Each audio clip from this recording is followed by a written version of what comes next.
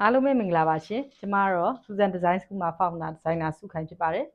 ဒီနေ့အားလုံးကို sharing လုပ်ချင်တဲ့အကြောင်းအရာလေးကတော့ကျမတို့ Susan Design School ကနေပြီးတော့မွမ်းမံဆရာဖြစ်တဲ့နေ့အများကြီးသင်ကြားပေးခဲ့ပါတယ်ခုလည်းဆက်လက်ပြီးတော့သင်ကြားပေးနေပါတယ်ဒီချိန်မှာကျမတို့ဆရာတယောက်ရဲ့စိတ်ထားဆရာတယောက်ရဲ့လုပ်ရက်ဆရာတယောက်ရဲ့တပည့်တွေပေါ်မှာပံ့ပိုး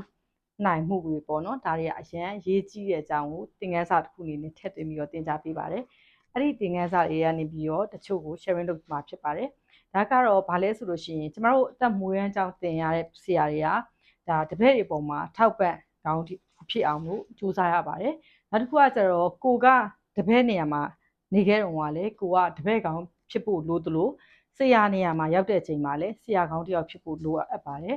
ဆရာဆိုတာကတပည့်တွေကိုမချွင်းမချန်ပညာတွေအားလုံးသင်ဖို့ပါဘာဖြစ်လို့လဲရှိရင်ကျမတို့ရဲ့ဒီ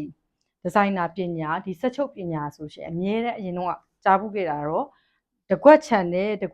ဆရာစားချန်တဲ့ဆိုတဲ့စကားလေးကိုကျမကြားဘူးပါတယ်ဒါကိုကျမအနေနဲ့ကတော့လုံးဝလက်မခံပါဘူးဘာဖြစ်လို့လဲဆိုလို့ရှိရင်ဒါကပညာတွေမျှဝေခြင်းလို့ဒီဇိုင်းစကူးကိုဖွင့်ထားခြင်းဖြစ်တဲ့အတွက်ကျမကတော့ဆရာကောင်းဖြစ်အောင်အများကြီးစူးစမ်းနေသူတယောက်ဖြစ်ပါတယ်ဒါကြောင့်တပည့်တွေကကို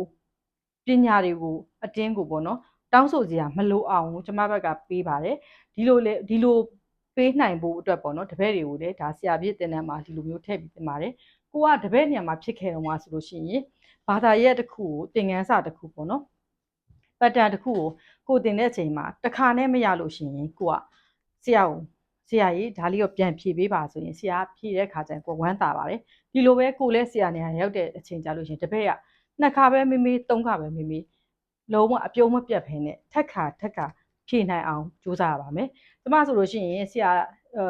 တီချာကြီးသမီးတို့ကိုသားတို့ကိုဒါလေးတစ်ခေါက်တော့ပြန်ရှင်းပြပါဆိုမေးလို့ရတယ်ဆရာမကဘယ်နှခါဖြေမပင်ပန်းတတ်ဘူးလို့ပြောရင်ချို့တွေကကျမကိုရွက်များဖြည့်သလားလို့ကြောင်ပြီးကြည့်ပါတယ်တကယ်ပါကျမပြန်တင်ရတာကိုမပင်ပန်းပါဘူးဒီလိုမျိုးပဲပေါ့နော်ဆရာကျမစီမှာမုံမှန်ဆရာပြတင်တန်းတင်တယ်ကျမရဲ့တင်တန်းသားတွေဆိုရှင်ကျမအဲ့စိတ်လေးတင်ပေးပါတယ်ဘာကြောင့်လဲဆိုလို့ရှိရင်ကို့အားကိုလို့ဒီဇိုင်နာဆရာကြီးအများကြီးကနေလာပြီးရွေးချယ်ခြင်းဖြစ်ပါတယ်ဒါကြောင့်မလို့ကိုကဆရာကောင်းဖြစ်အောင်ဆက်ပြီးစူးစမ်းပါအောင်မယ်ဆက်ပြီးတော့လည်းစူးစမ်းနေပါတယ်လို့ပြောချင်ပါတယ်အားလုံးကျေးဇူးတင်ပါတယ်ကျမတို့ဒီဇိုင်နာစုခိုင်ပါ